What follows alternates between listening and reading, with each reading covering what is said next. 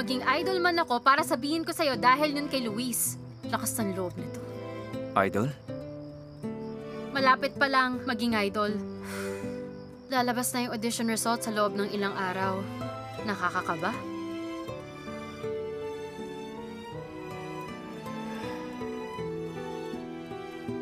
Ano nga kaya nangyari sa kanya noon?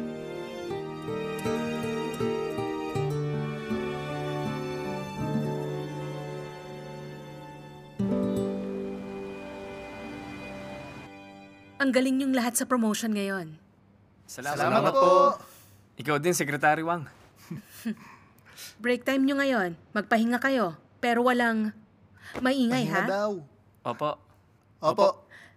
Kailan matatapos ang shoot ng web drama mo? Last shoot ko na po this week, ma'am. Tapusin mo ng maayos. Opo, ma'am. Oo nga pala, meron tayo ngayong bagong drama script. Eto, ma'am. Ah, okay. Drum roll! Isang pangbidang role. Wow, ayos doon. Ikaw ang magiging bida? Congrats, ha? Si Siwu. Po?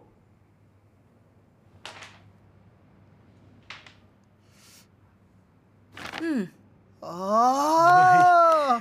Mega hit drama ito 15 years ago. Sobrang sikat sa masa at mukhang i-remake ngayon. Yung writer mismo ng drama ang pumili kay Siwu. Kaya aralin mo yan habang break mo, ha? Sige po, ma'am.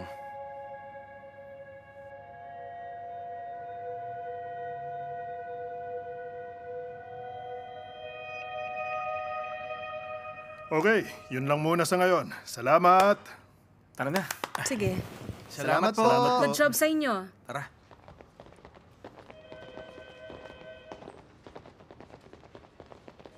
Uy, Actor Me! Ano ba yan? Pabasa rin ako, ha? Bida ka kagad. Magiging Tama na busy yan. ka. Siwu. Babalik din ako. Oh, mauna na ako, ha? Gusto ni Doon makasama sa drama na yun, di ba? Talaga? Ewan ko lang, ha? Paano nakuha ni Siwu yun? Pangatlo lang siya. Ay, tama na nga yan. Ay. Tara. Tara na.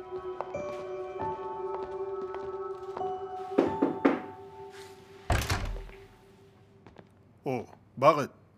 Meron po akong gusto sanang itanong sa inyo. Sige, pasok ka.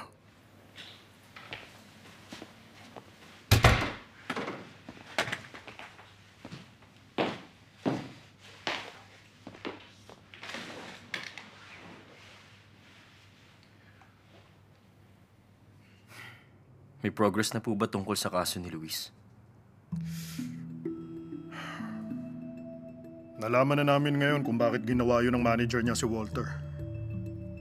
Pero ang hirap niyang hanapin. So, inosente si Luis? Sasabihin namin sa'yo kapag kumpleto na ang detalye.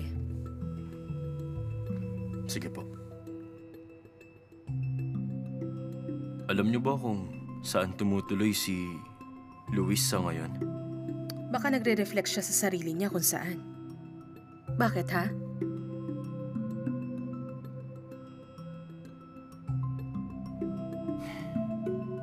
Wala lang po.